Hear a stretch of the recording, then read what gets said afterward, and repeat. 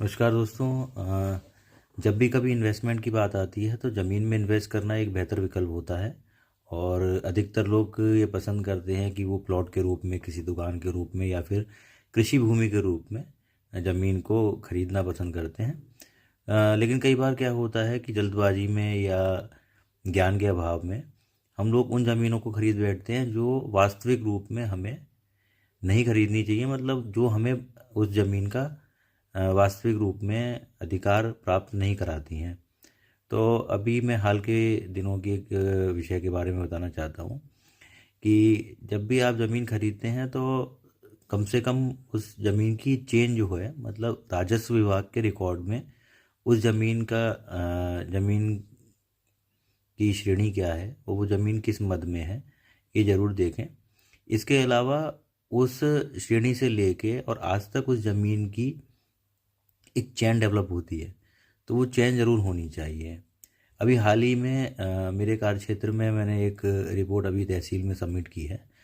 उसमें क्या किया है कि अनुसूचित जाति के व्यक्ति हैं, उन्होंने बिना डीएम साहब के परमिशन के और अपनी ज़मीन वर्ग मीटर में हाई कास्ट के लोगों को भेज दी है, जो कि उत्तर प्रदेश के राजस्व मैनुअल के हिसाब से विधिक नहीं है।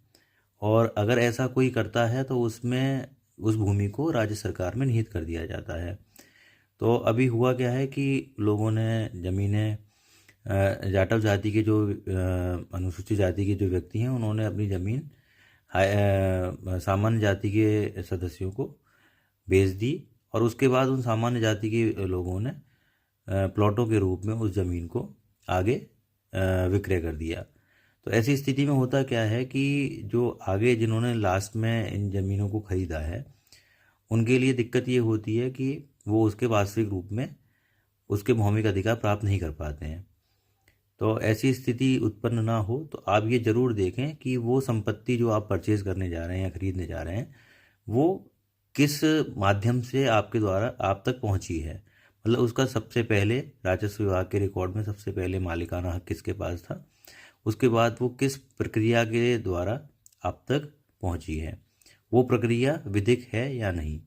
तो ये आप इस चीज़ को ज़रूर सुनिश्चित करें कि जिस व्यक्ति से आप खरीद रहे हैं उस व्यक्ति को वह ज़मीन किस माध्यम से प्राप्त हुई है। तो आगे और भी जानकारियाँ इस संबंध में आपको मैं देता रहूँगा। जय हिंद, जय भारत।